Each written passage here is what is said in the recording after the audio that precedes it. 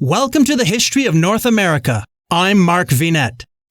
During the mid-17th century, English monarch Charles I sparked a crisis with the British Parliament that led to a bloody civil war that had direct repercussions on North America and the colonization of the Atlantic coast. Puritan Oliver Cromwell was an English statesman, politician, skilled soldier, and a leading advocate of the execution of King Charles I in 1649, which led to the establishment of the Commonwealth of England that he ruled as Lord Protector from 1653 until his death in 1658. But that wasn't the end of the Cromwell story. Let's learn more with the Everything Everywhere Daily Podcast. Except for 11 years in the 17th century, for over 1,000 years, England has been a monarchy. During that 11-year period, it was ruled by a man by the name of Oliver Cromwell.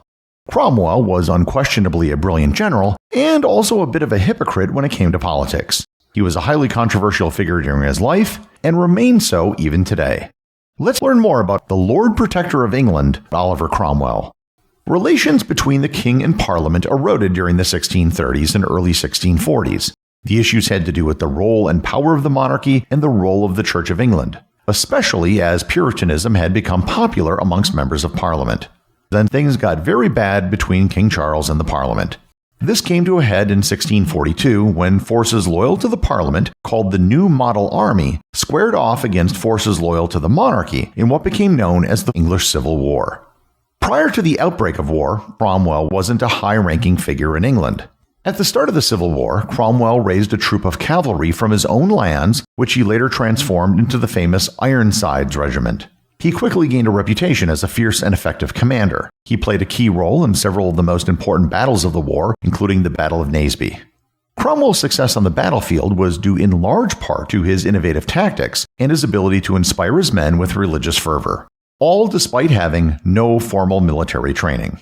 By 1644, after just 2 years of combat, Oliver Cromwell had risen to the rank of lieutenant general. The year after, he had become second in command of the New Model Army. In May 1646, King Charles surrendered to Scottish forces and was taken prisoner, ending the English Civil War. The Royalist forces surrendered to Oliver Cromwell in Oxford. In the aftermath of Charles's surrender and imprisonment, there were several forces that all vied for power. As for Oliver Cromwell personally, with his military success, Cromwell became a leader in the Puritan movement and was once again elected to Parliament in 1648. Except this time he was one of the leaders in Parliament, not just a backbencher. Charles I was beheaded on January 30th, 1649. On April 20th, 1653, Oliver Cromwell entered Parliament with 40 soldiers and dissolved Parliament.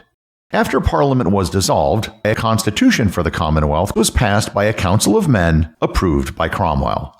Central to the document was the following section, quote, Oliver Cromwell, Captain General of the Forces of England, Scotland, and Ireland, shall be and is hereby declared to be Lord Protector of the Commonwealth of England, Scotland, and Ireland, and the dominions thereto belonging, for his life.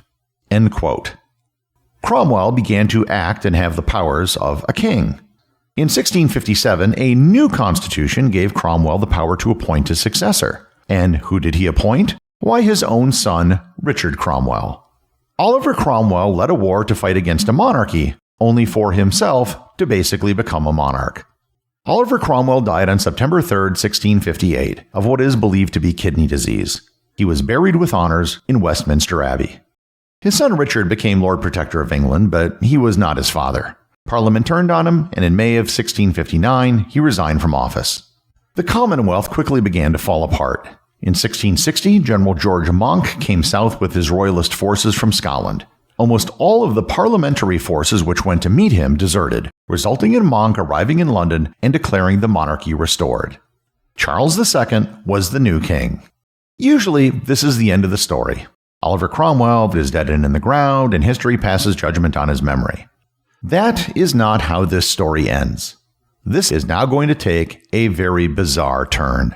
There were a lot of people who didn't like Oliver Cromwell who wanted payback, not the least of which was Charles II, whose father had been killed by Cromwell.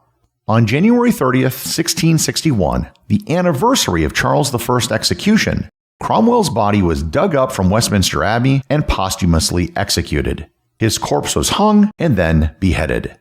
The head of Oliver Cromwell was put on a spike and placed in front of Westminster Hall, where it sat for 30 years, only briefly being moved for repairs. Repairs to the building, not to the head.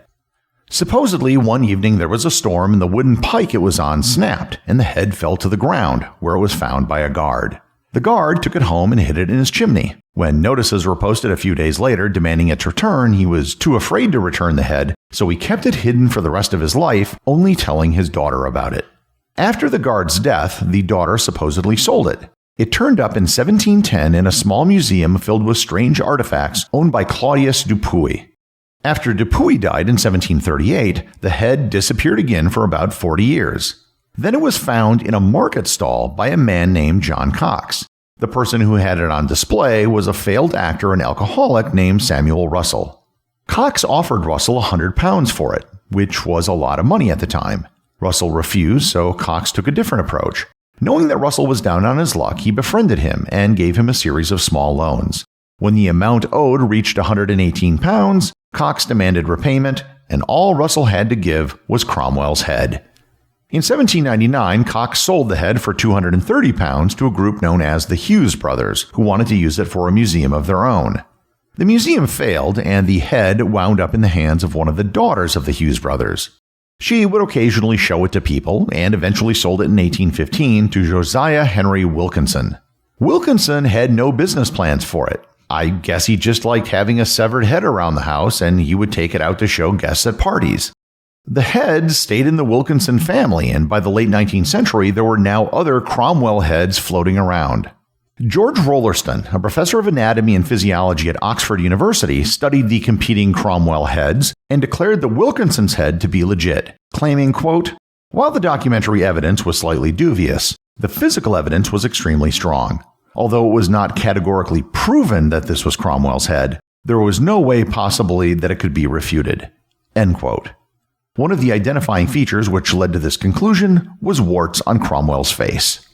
Finally, in 1960, Dr. Horace Wilkinson was in possession of the head, having had it passed down for generations. He gave the head to Sidney Sussex College at Cambridge, the same college which Oliver Cromwell attended. In a very small ceremony, the head was buried in the college chapel. Oliver Cromwell's legacy can still be felt today.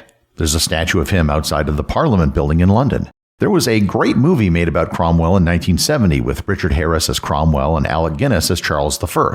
And I also can't forget the 1989 song by Monty Python. In the end, all of the efforts of Oliver Cromwell seems to have been kind of a waste.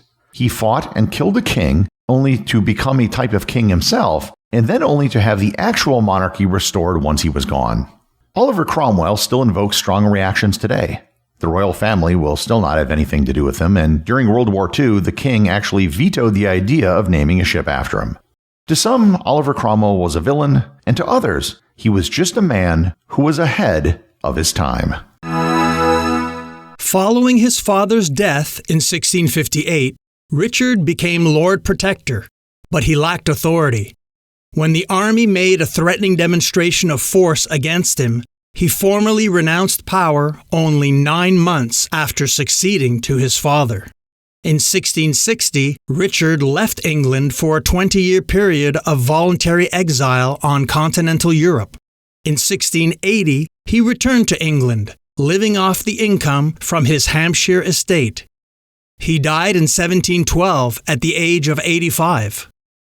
Richard Cromwell was the longest-lived British head of state for 3 centuries, exceeding even the long-lived and far longer reigning George III and Queen Victoria, until Queen Elizabeth II displaced him as the longest-lived British head of state in 2012. I'm Mark Vinette, and I hope you're enjoying the ride.